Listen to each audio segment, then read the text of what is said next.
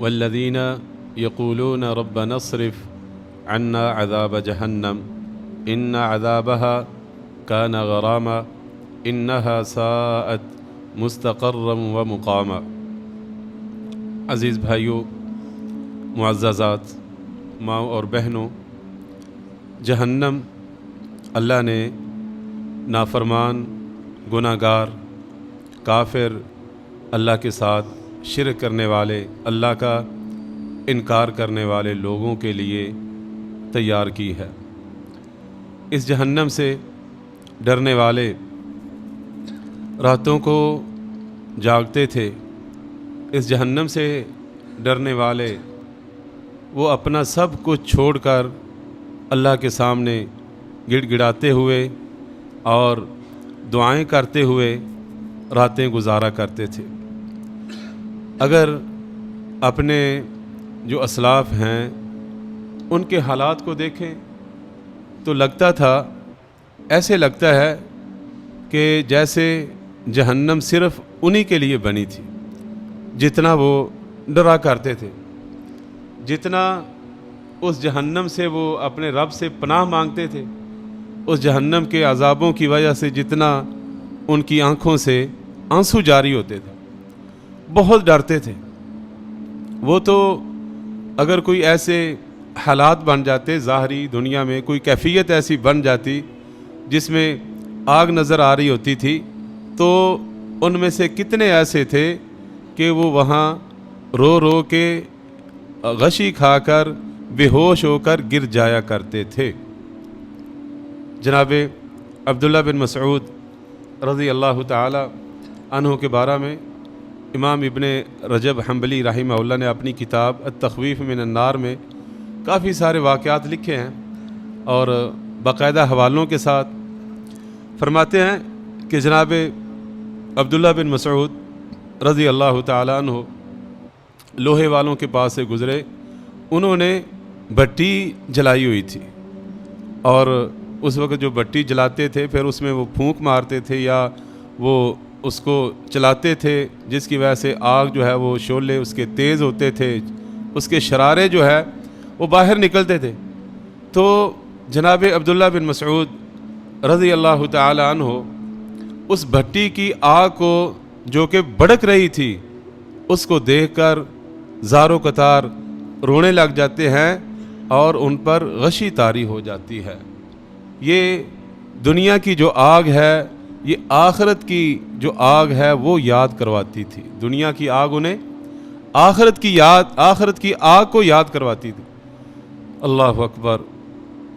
ان میں سے کئی ایسے تھے کہ وہ راتوں کو سو نہیں سکتے تھے۔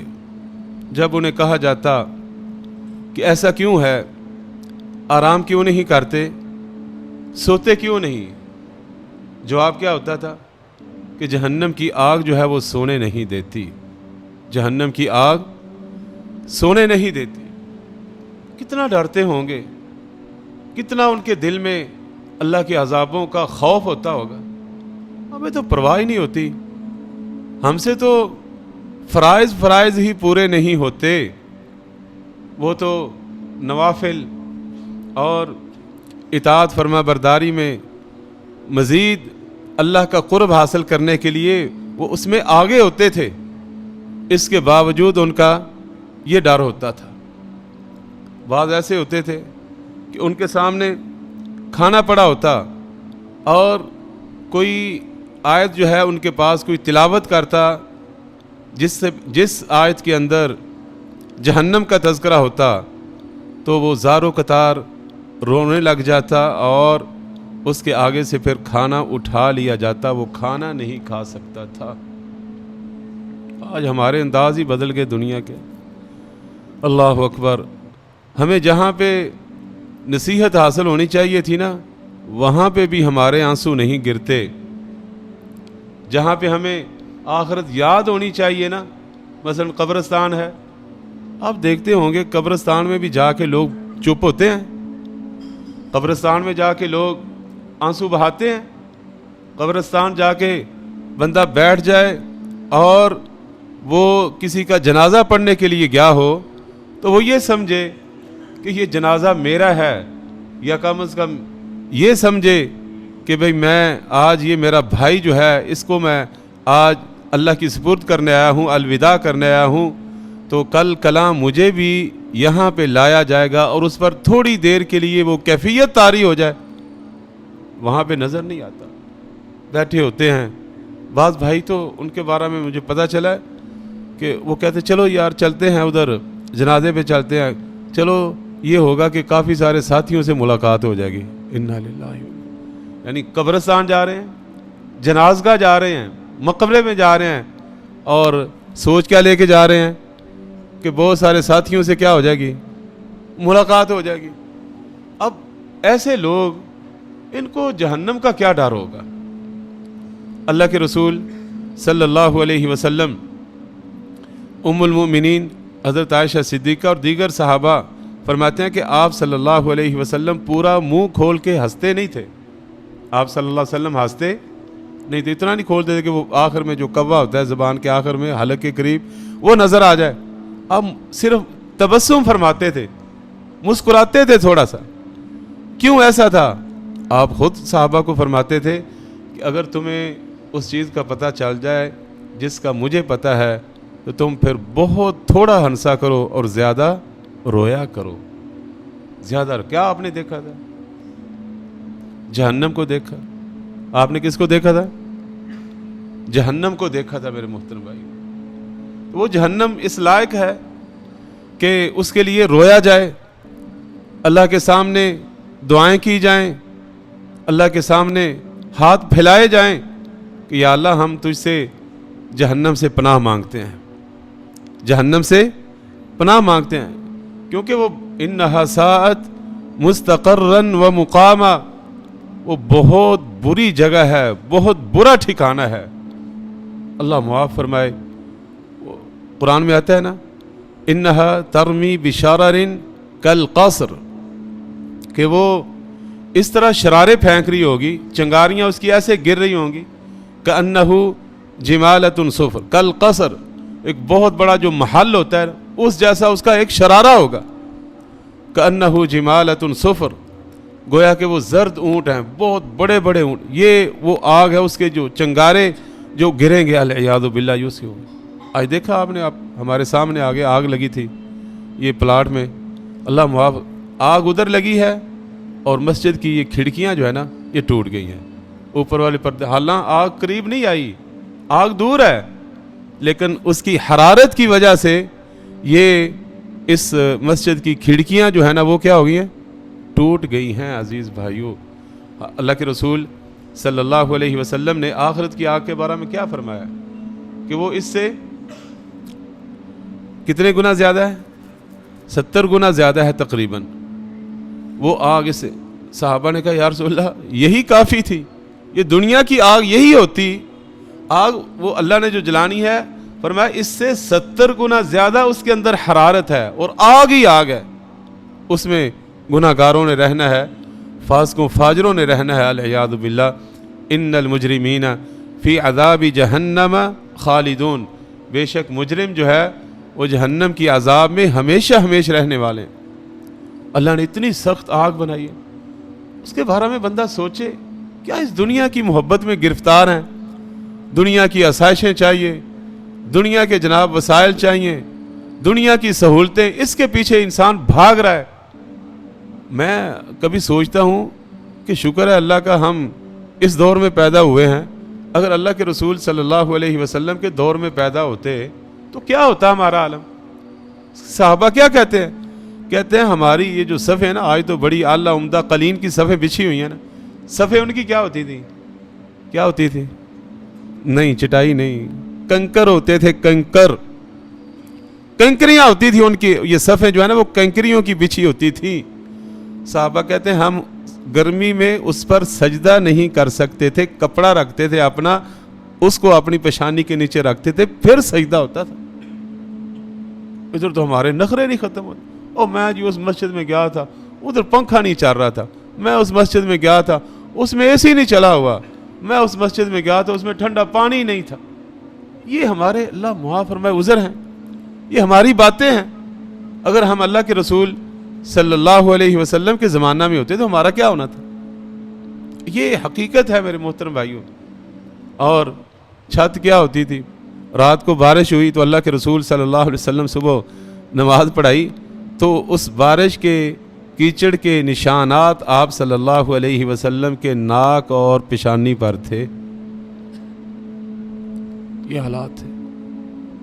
لیکن اللہ سے اتنے ڈرنے والے تھے وہ صحابہ، تابعین، تبع تابعین، اللہ اکبر، کہ وہ راتوں کو ایک آیت ان کے سامنے آ جاتی، ساری رات ایک ہی آیت کو وہ بار بار دہراتے رہتے، پڑھتے رہتے اور صبح ہو جایا کرتی. اتنا ڈر ہوتا تھا آگ سے.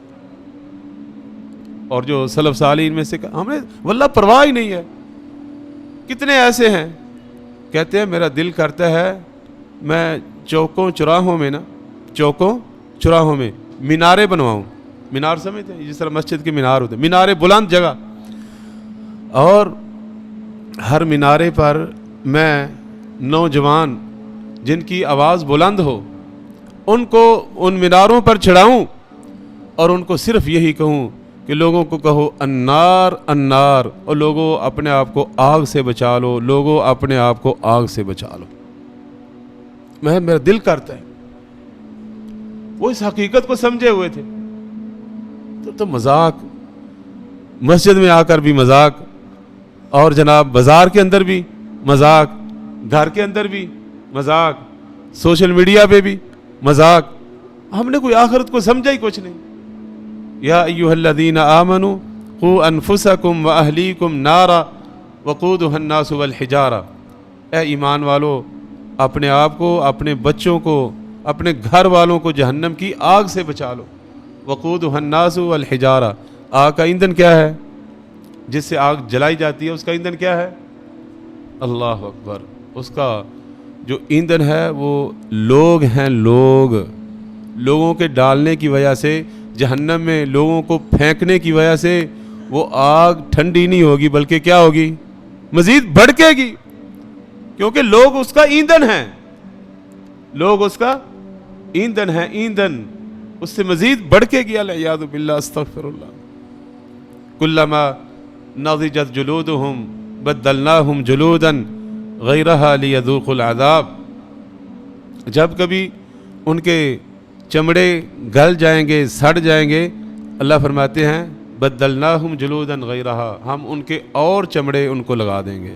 لیذوقوا العذاب، تاکہ عذاب میں کمی نہ آئے، تاکہ عذاب میں کمی.